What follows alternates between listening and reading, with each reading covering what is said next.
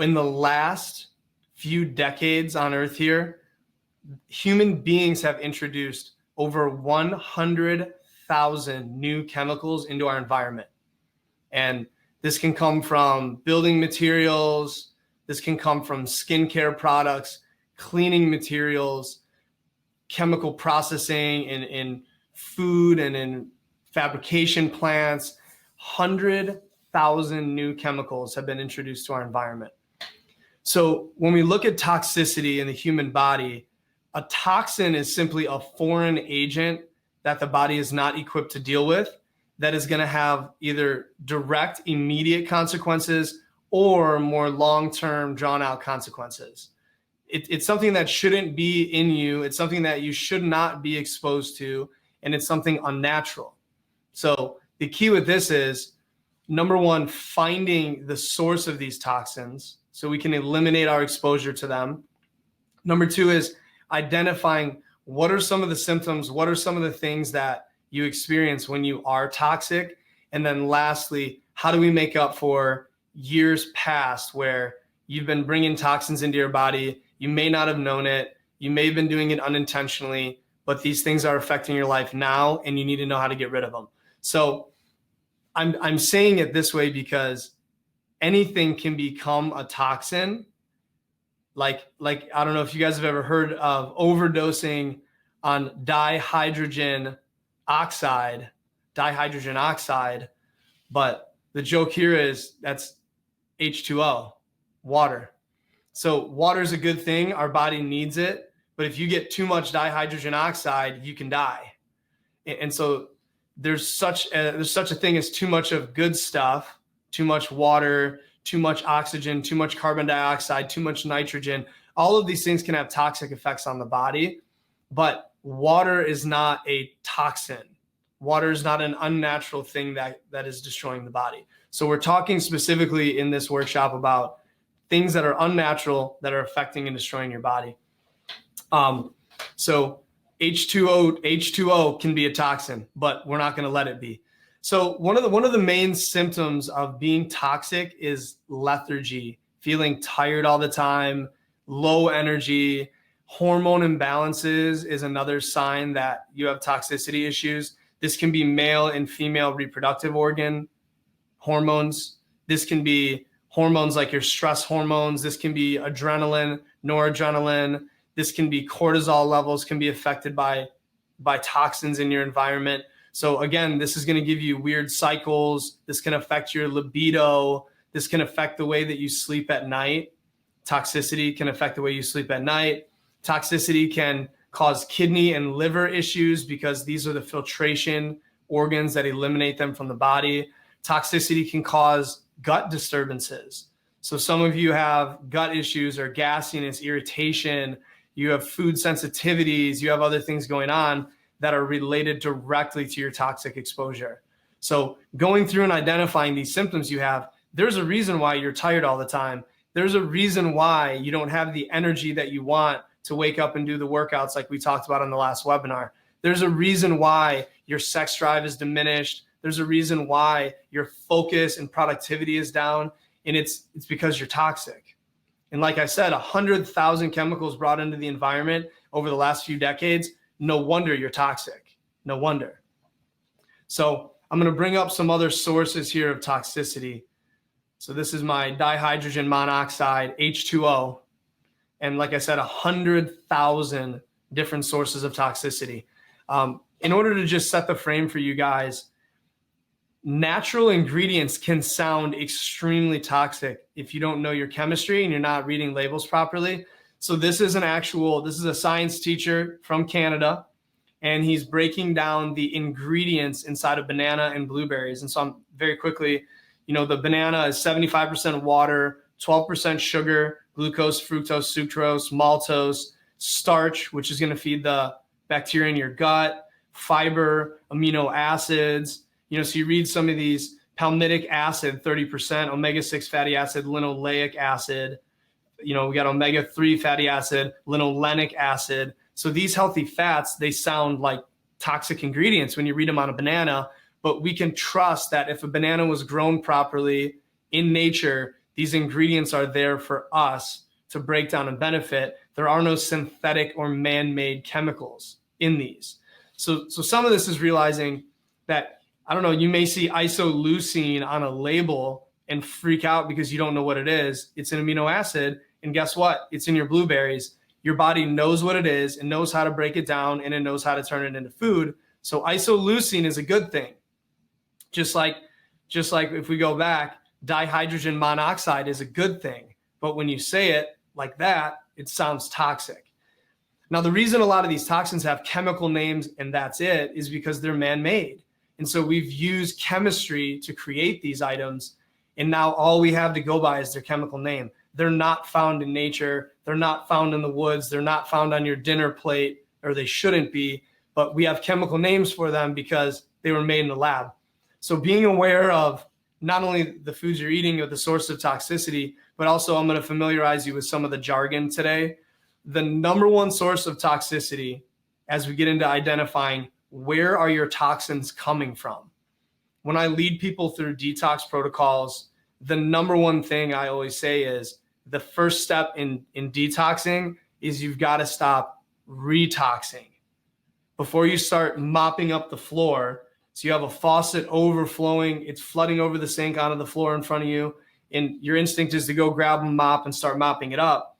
The first thing you need to do is shut the faucet off, stop the leak, then you can mop up the mess. So the first step in any detox and any toxicity awareness is you've got to understand where it's coming from. For most of you, it's in your foods.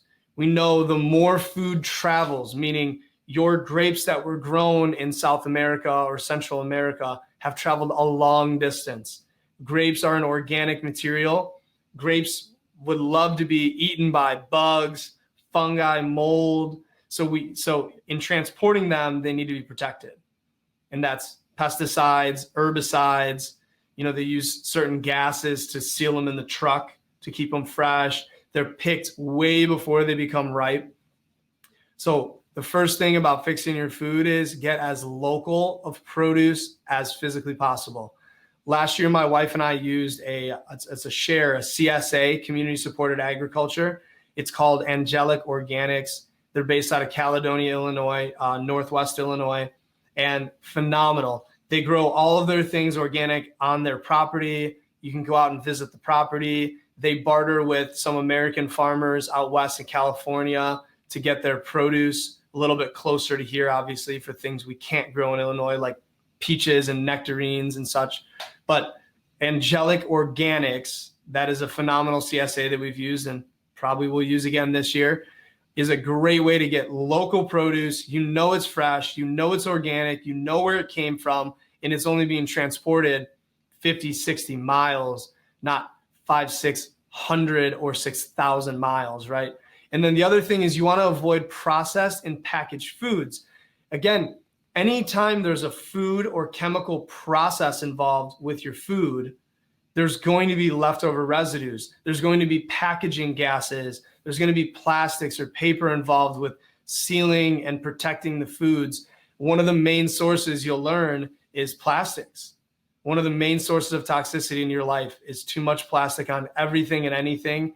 And once you become aware of this, you realize how ubiquitous it really is. But eliminating the processed, packaged foods, a banana comes packaged in its skin. An apple comes packaged in its skin, and you can clean off the waxes they put on it. Blueberries, obviously, they usually come in a plastic container, sadly. But you're going to take them out, clean them off, rinse them off with either a vinegar solution or clean water, which we're going to talk about. But you want to get these things rinsed off and cleaned off. You don't want them disinfected. There can be beneficial bacteria on these fruits and vegetables that you want to keep. You want to get rid of the chemical and processing waste on there, the toxicity on there before you eat it. So clean up your foods, get local, fresh, organic produce, and stop eating so much packaged foods. Pesticides, herbicides, and GMOs. Genetically modified organisms, GMOs, are one of the highest sources of toxicity on the planet right now. GMOs, they took the food, changed the genome so it can withstand and survive extremely high levels of glyphosate, called Roundup, which is a pesticide. So you're making a mutant food that can survive massive toxic overload so you can then eat it. So a GMO, a regular fruit or vegetable, would die if you put that amount of pesticide on it. A GMO can survive that amount. So you're going to find high glyphosate residues on non-organic, genetically modified foods. So first step today, stop buying GMOs. Second step, buy organic, which if it is organic, it cannot be GMO. And then the third thing is look up EWG.org. I'll write this down over here, EWG.org. And they have on there Clean 15, Dirty Dozen. It's called the Clean 15, the Dirty Dozen. They test every year. They're not perfect. They may have a little bit of vested interest or whatnot, but they test every year pesticide residues on fruits and vegetables. And the Clean 15 are the ones that have lower pesticide residues. Meaning if you don't have access to an organic avocado, you can buy a conventional, or what I like to call pesticide avocado. It's going to have less residues on the actual inside of the fruit, where you cannot buy conventional or pesticide blueberries, very high pesticide residues. In processed foods, you're going to find very high GMOs because they're using corn and soy, which are industrial food products. These are grown with high, I'm talking over 90% GMO crops because they want to grow tons of them. They want a good yield. They send them to the facility. They process the fiber out of them. They process the sugar out of them. And then they use those to make products like your Doritos, your Wheat Thins are using these GMO soy and corn products to be made. So you've got to eliminate these things. They're gene disruptors and they affect your liver, glyphosate. So yeah, that's EWG.org. They do the Clean 15 Dirty Dozen. Clean 15 Dirty Dozen. EWG.org. So the other main source you're going to get is water. Water is a great way to become toxic or a great way to eliminate toxicity. If you're grabbing a glass of water or cooking with water from your tap, your faucet, number one, thank God that we have processing and the ability to clean out our water. There's not bacteria in the water. There's not viral issues in the water or protozoa or things growing, because we do have effective processing for those aspects of water. What we're missing in America is heavy metals due to our piping and our old water transportation systems, tons of drug metabolites. Every single American who's taking a drug today, their body is going to metabolize, meaning break down or utilize that drug and then eliminate it. A drug is a toxin. They eliminate that into the toilet, flush the toilet, and then that goes into our water system. We have no filtration currently to bring drug metabolites, these birth control pills, high blood pressure medications, thyroid medications, statins for cholesterol, these drugs that everybody's getting put on by the medical community. There is no way to eliminate them from the water. So you are drinking in your tap water drug metabolites as part of what you're cooking and drinking. So scary stuff. You're also getting pesticide runoff.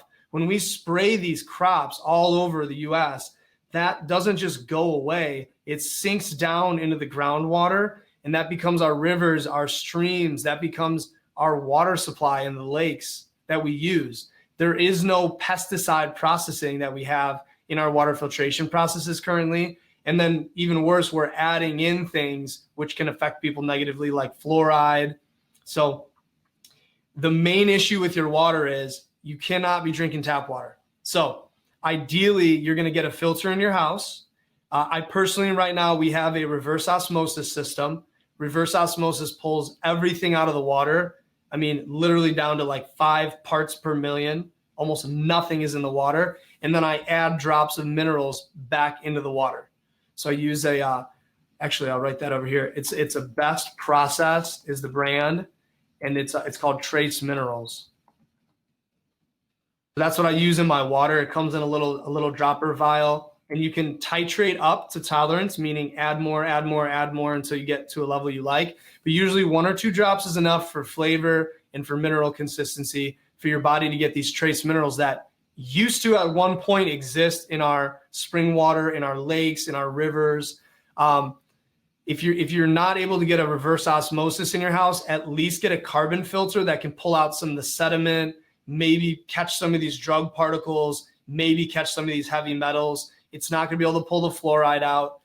It's not going to be able to pull out all of these drug metabolites and chemicals, but it's way better than just drinking it straight out of the tap. I use a carbon filter in my showers. So it's a little modular adapter that just screws on there. We use one from Culligan, and it screws onto the shower faucet, and it's going to clean most of that out of the water. You will notice a difference in your skin being less dry. You'll notice a difference for those of you that have hair. You'll notice a difference in your hair being less dry and brittle. So get a shower adapter, get a reverse osmosis, or at a minimum, a carbon filter for your house. There's another company called a Berkey filter. Berkey. I know these have been sold out due to everything going on recently, but it's a giant pressure filter, and it doesn't use any electricity. It doesn't hook up to running water. You fill it, let the water filter through. It takes up a decent amount of space, but those are also very effective at cleaning and pulling everything out of the water. Ice Mountain and Fiji are examples of spring water. If I'm in a pinch, we're going on a road trip and I'm at the gas station, I'll buy a spring water. Ideally, I'm going to buy a spring water packaged in glass, and we'll get to that in a second. But again, in a pinch, I'll drink a Fiji at a gas station, right? But if I'm at home and I have my reverse osmosis, there's no way I'm drinking Fiji. And the reason I'm saying that is these are stored in plastic. Even though plastic is BPA free, a lot of them are now, not all of them are, but a lot of them are. BPA is a hormone disruptor. We know this to be true. It's not under scrutiny. BPA is a hormone disruptor. It's a problem. But plastic contains what's called phthalates, and phthalates are also hormone disruptors. So just because you have a BPA-free plastic bottle, it doesn't mean that you're not getting these phthalates leaching into your water or your drink or your smoothie. So glass is the best.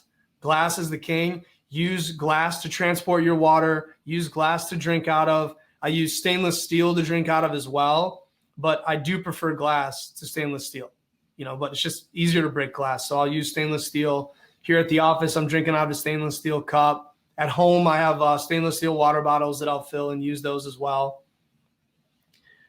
When you're buying organic food, it's being certified is a question. It's being certified organic. It means that they went through the government process to be certified. I mean, is every organic farm up to the exact same standard, highest quality? Absolutely not. Are they meeting some relatively low government standard? Yes. The best way to know is like I'm saying with Angelic Organics is you go meet these farmers, look at what they're doing, look at the property, and then you just buy a share. And then all spring, summer, and fall, they're feeding you off of that farm. So you know where your food's coming from. That's the only way to be sure. That's the only way to be actually sure where it's coming from. Personal care products. We could do an hour and a half on this alone, but the number one thing is if you wouldn't put it in your mouth, if you wouldn't eat it, you should not be putting it on your skin. Your skin is the largest organ in the body. It absorbs these things in through its layers into the bloodstream. Whatever goes on the skin ends up in the blood. If you wouldn't eat it, don't put it on your body. So the other thing I'm pointing out, sensitization can take time, meaning you might be putting something toxic all over your skin. You don't have a rash. You don't have any weird marks on the skin. You're not itchy. It's not giving you a response right away. It may never give you a sensitivity response, but it can still be polluting your blood, stressing your liver, and stressing your kidneys. So don't judge, man, I use this and my skin feels fine. That's not a good example. Again, the best way to look at it is read the labels, start to understand what you would eat and what you wouldn't eat. And if you wouldn't eat it, then don't put it on your skin. So my wife is big into these natural skincare products. I'm big into using a lot of the stuff she uses, and we look at the labels and read all that. You can use ewgagain.org/skin deep, and they do like a skincare line. It's all about from toothpaste to sunscreen to lotions to soaps to shampoos, all of these household items that you're using on your body. They go through and rate them. Some of the toxins they're finding in there are not well studied. There's not a lot of evidence behind them being safe or not safe. Why is that? Because again, we're being exposed to hundreds of thousands of new chemicals. They have to be there in certain quantities to stress the body out. Different people are getting different quantities of them. So you can see how complicated this becomes, that if you're using hundreds and hundreds of different chemicals on the body, it's going to affect you, but we don't know how it's going to affect you. So my goal is always eliminate and limit the amount of things I get exposed to. So I'm using shampoo that are made from plants. Dr. Bronner's is a great company. They make traditional soap the way that soap's always been made for years. They make a liquid, they make bar soaps, they make toothpaste. I personally use a fluoride-free one. Again, you're literally putting this in your mouth. You're literally putting toothpaste in your mouth. So you should not be, unless you're willing to swallow it, you shouldn't be going in your mouth. You should not be going in your mouth. So look at your soaps, look at all that, cosmetics, treatments. There's tons of really good resources out there. Start at EWG and work your way up from there. Do a little research online. I can put together kind of a list of the stuff that we use at our house. That way you have a cheat sheet, if that'll help. And then you're also polluting the water supply by using super toxic laundry detergents, by using all these soaps and nasty things on your body. They rinse off and they rinse into the sink, which goes in the water supply. So stop polluting your skin, stop polluting your internal environment, stop polluting your body, and stop polluting the water. Household products. This is huge right now. Everyone's freaked out and trying to sterilize everything. Number one, human beings cannot exist in a sterile environment. So you're on average, say 7 to 10 trillion cells. Double that, so 14 to 20 trillion, you are bacteria. So you are double the amount of bacteria in your gut and on your skin and in your body than you are human. And then 10 times that, we're talking 200 trillion viral particles in, on, and around your body. There is no way on earth you can sterilize all that. And you have to understand it's there for a reason. So as our research goes over this way and says, we need more healthy bacteria, we need more research on our microvirome, the viral particles that exist in our body. Symbiotically, they work with us. Our major mainstream media and medical culture is going way over here and saying, sterilize, kill everything. Be careful out there. There's viruses and bacteria. But the research is saying we need to understand these more and we need to incorporate them more and support them more. 50 years ago, they thought the gut was supposed to be sterile. Now we know it has to be flush and full of all these different diverse microbiota, all these little bacteria, So at home, what we use to clean is a product called Counterculture. We use vinegar-based solutions. This Counterculture one is one I found recently that I really like. It's using probiotics, which release acids, lactic acids and acetic acids, that actually break down and clean the countertop. So you're putting healthy bacteria on the counter. So bad bacteria, candida, yeast, fungus, molds can't grow because there's already somebody good living there. And the byproduct of this bacteria metabolism is releasing an acid that kills off bad stuff. So we've been using that one. I use it on my phone. We use it in the kitchen, on the countertops. We use it in the bathrooms. So those types of cleaners are phenomenal. Yeah, you can look that up. Counterculture is the brand name. Nice little play on words. Household toxins. You know, when you walk down the aisle in the grocery store and it takes your breath away, the Lysols and the disinfectants and the bleaches and all that, you could barely stay in the aisle for a minute. Why would you want to coat your house in that? You're touching the surfaces. It's getting on your skin. It's getting all over your body. You go to the grocery store right now and they're hosing down the carts in neurotoxic sprays. And I don't want that on my body. My body at least knows what a virus is and has an innate immune system to kill it, but it doesn't know what bleach is and has no way of really getting rid of it effectively. These things accumulate and then show up later. So check your cleaning stuff, guys. Again, why would you spray your counter that you're touching and cooking on with something that you wouldn't want on your skin or on your food? Cooking materials, that brings me to stainless steel and cast iron. Do not use stick-free, coated, non-stick pans. These chemicals that they use to coat it with, they flake off over time, especially if you're not using wooden or rubber utensils, and they break off into your food, and they actually cause neuro and liver and hormone imbalances. So stay away from these coated non-stick. Just go back with your classic stainless steel or a good cast iron that you've conditioned over time, called seasoned with oil and cooking, and it eventually becomes almost non-stick. So switch your cookware out. And then my big takeaway from this as we wrap up is you should be detoxing daily. Like I said at the beginning, step one, stop retoxing. Identify these sources of toxins in your life and remove them. That way your body has less to keep up with. Number two, get fresh air. Indoor air quality is 10 times or more worse than outdoor air quality. So open up the house. It's spring, fresh air in. At a minimum, what I do in the winter or in even the hot summer days is I'll open up the window near the vent that's bringing it fresh air into my house, because I want at least to flush it out a few times a day. You don't have to leave it open all day when it's 98 and humid, but flush out and get some fresh air in the house. Indoor plants. We know indoor plants release oxygen, so they're there to help balance out. We breathe out carbon dioxide. They breathe in carbon dioxide. We breathe in oxygen that they put out. So it's a cycle. So we are meant to coexist with plants. The more plants, they say about every 100 square feet in your house, the better off your indoor air quality is going to be. And they filter this stuff out. Sweat daily, walking, running, the workouts I taught you on the last webinar. Sweat is a great way to push things out of the body. You're going to have toxins in your body, but you're equipped to get it out. Just sweat more. Eat lots of colorful fruits and vegetables to provide your liver and your kidneys with antioxidants so you can bind and eliminate and nullify these toxins that are coming into your body. So again, fresh organic produce, fruits and veggies, they're there to help you. They're your friend. Get good sleep. Sleep is one of the most important times that you detoxify and heal. I put a note on here. I had a question about EMFs. So EMFs can disrupt your sleep.